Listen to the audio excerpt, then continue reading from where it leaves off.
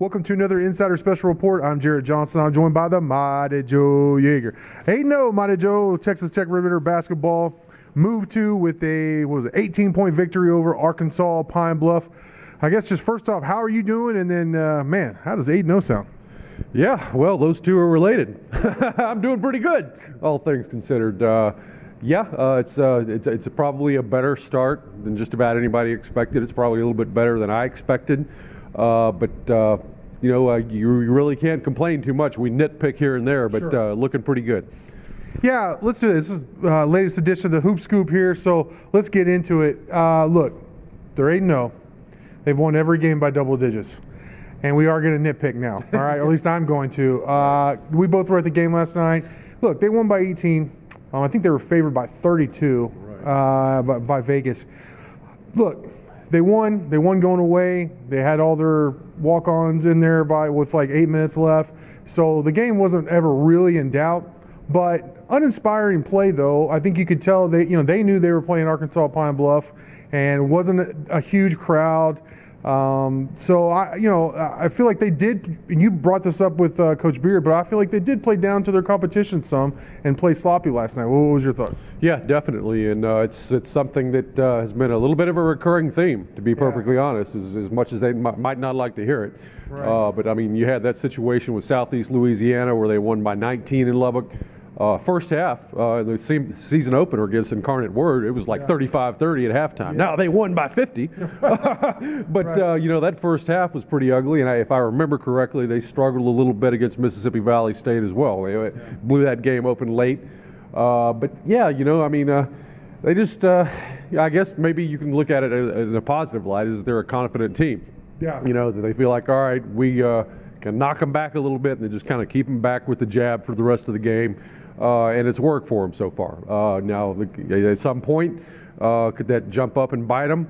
We'll have to wait and see. I don't think that's going to be an issue in conference play, because in conference play you tend to respect everybody. Right. I mean, Baylor is not so hot this year, so you might have to worry. But it's still Baylor. So I don't think it's going to be an issue in conference play so much. I don't think that Northwestern State is good enough to hurt Tech and really bite them over this. And I don't think it's going to happen in the last game ever played in Lubbock Municipal Coliseum either, even though Abilene Christian is looking pretty good this year. Don't think it's going to be happening there. My worst case scenario would be, let's just suppose that Tech were to wind up with a number 2 seed in the NCAA tournament, which is not all that far-fetched, as crazy as it sounds. And then they're facing a number 15 in that first round. Mm-hmm. I mean, that's where I could see kind of a nightmare scenario taking place, where they kind of start slow, sleepwalk through it, and then before you know it, they're in a dogfight, and the worst case happens. But that's kind of the only real concern, I would say. Well, what have you seen that you like? I mean, they are, like I said, they are 8-0. They have won every game by double digits. So, and then they've beaten USC, they've beaten Memphis, they've beaten Nebraska. You mentioned it's a good team this year. What do you like about the squad? Yeah, they when they turn it on, they're just about as good as it gets. And they can turn it on. I mean, even they were in a little bit of a major dogfight against Memphis. Yes. Okay, they were trailing that game almost the entire way. But then they flipped the switch, and then they just blew past them. I mean, they're capable of doing that. When they're at their best, they're an extremely good basketball team. Love the depth. I mean, you got 3 guys coming off the bench who are good enough to start for the vast majority of teams in this country. So you got that as well. You got a tremendous balance. I mean, at first I thought it was going to be a situation where the guards were going to be it and everything in terms of offense. Culver, Moretti, and Mooney. Yes. But I mean, we've seen other guys step up and get well into double digits. Tariq Owens, who doesn't have a whole lot of range to his game, but he's just such a weapon around the rim that he can score 10 points, 12 points just on dunks and alley-oops and stuff. Yeah. So you got a lot of different weapons, a lot of balance. Night to night, if one guy is a little bit of a slump, other guys are going to pick you up.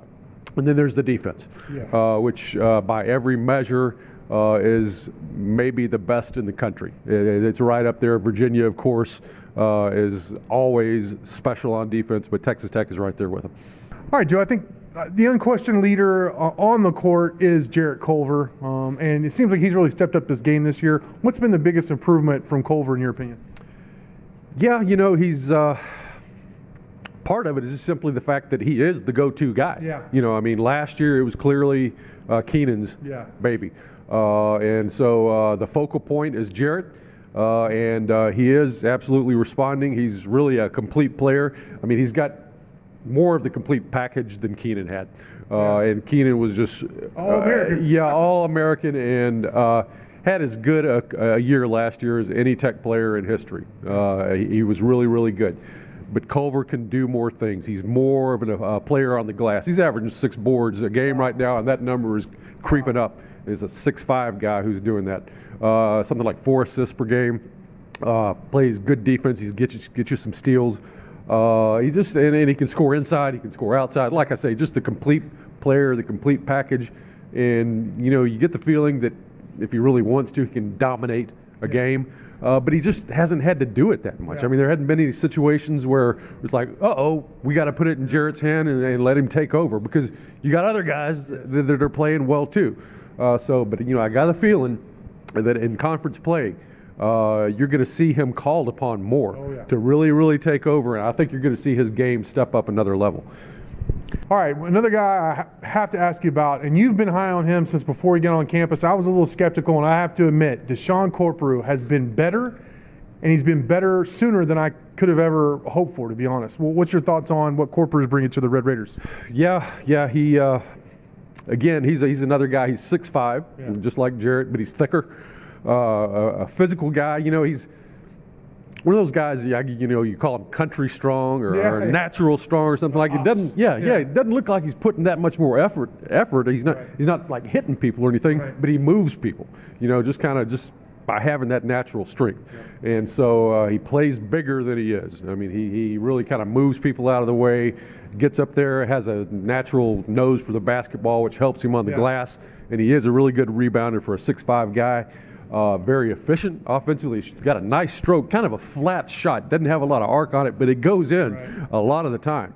That's what I want to kind of point out. To me, what strikes me is that how efficient he is. His all-around game. Like, he doesn't ever, I mean, he makes mistakes, but more times than not, he doesn't really take away. There's guys who will go in and force shots or turn the ball over or miss an assignment or not block out. I don't ever see him doing that. It's early. It's only 8 games into his Red Raider career, but so far, I mean, he's a guy who checks all those boxes like you're talking to, and he's so efficient. Yeah, he really is. He's got a lot of polish to his game. You know, and this is a guy. He's a JUCO guy, but he's got 3 years to play. Well, he's got 2 more after this. That's right. So that's, and I know Beer is excited about that, to have him for 3 full years. You usually get just 2 out of a JUCO guy, so that's really, really good. And something else to keep in mind is he's only getting something like, I don't know, 14 to 17 minutes per game. We're being attacked. I'm not sure what that is. It's Red Dawn or something. Right. All right, but yeah, you know, he's only playing in the neighborhood of 14 to 17 minutes per game, and he's putting up pretty big numbers per minute. So you talk about that efficiency. Again, somebody who's averaging about 5 boards per game, playing only 17 or 14 minutes per game. Wow. You know, you project that out to where, you know, he was coming anywhere close to doubling those minutes. You're looking at a 10 board per game guy. So I really like what he's doing on the glass. All right, hey, Mighty Joe, Red Raiders have a week off here with exams, Northwestern State.